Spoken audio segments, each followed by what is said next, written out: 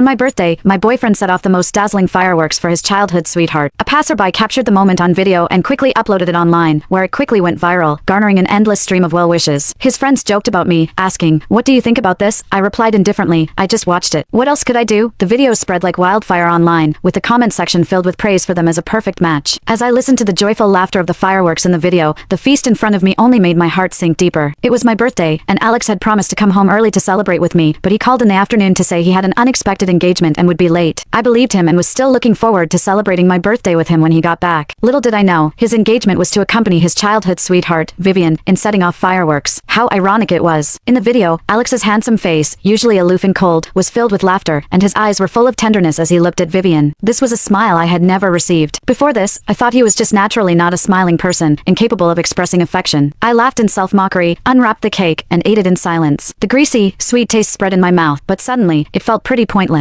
I took my phone and called Alex. He answered quickly, and his voice was as cold as ever. "What's up?" As he spoke, I could clearly hear the sound of fireworks in the background. After a 2-second silence, I swallowed the cake in my mouth and asked calmly, "Where are you?" "At the office." "What's the matter?" He seemed to have moved away from the riverside, and the sound of fireworks was gone. His voice was still calm, showing no signs of the panic one would expect when lying. I glanced at the video on my tablet and felt even more disinterested. "Let's break up. You're making a fuss again." I sneered. "Browse the videos online more often, Mr. Internet Celebrity." With that, I hung up the phone. Since I had proposed the breakup, I shouldn't stay at his place any longer. I looked at the untouched dishes on the table, got up, and went to the kitchen to find some containers to pack them up. Then I packed my belongings and took a taxi back to my small apartment, which I hadn't visited in a long time. Finishing all this, I took a taxi back to my small house that I hadn't visited in a long time. After I graduated from university, my parents bought me a small apartment in the city. After getting together with Alex, he always said that our homes were too far apart, and it was troublesome for us to commute between them, so he asked me to move in with him. Actually, the distance between these two houses was just the distance between him and me. We looked close, but our hearts seemed to be separated by the Pacific Ocean. Back in the long-lost small house, I tidied up simply and went to bed after washing up. The next day, I found only a few messages on my phone. "What's the matter with you now? Come back when you've calmed down. Don't be too willful." It seemed he came home last night and found out I had moved out. I didn't reply to his messages and just went about my own business. This kind of thing wasn't the first time it had happened. Vivian would call him whenever something was wrong. She would even ask him to accompany her when she was awakened by thunder at midnight and couldn't sleep. I had questioned him and quarreled and argued with him, but he said, "People with a dirty heart see everything as dirty." Every time he abandoned me to go to Vivian, he would send me roses afterward to appease me, and I would continue to be deeply immersed in this relationship as if nothing had happened. But I was tired this time. As I stepped out of the company after work in the evening, I saw him standing outside, dressed in a suit. He had a handsome face and a tall and strong figure with excellent body proportions, just like a model on the runway. Passers-by couldn't help but look at him. If it were any other day, I would have gone up to him and asked him to get in the car to keep others from looking at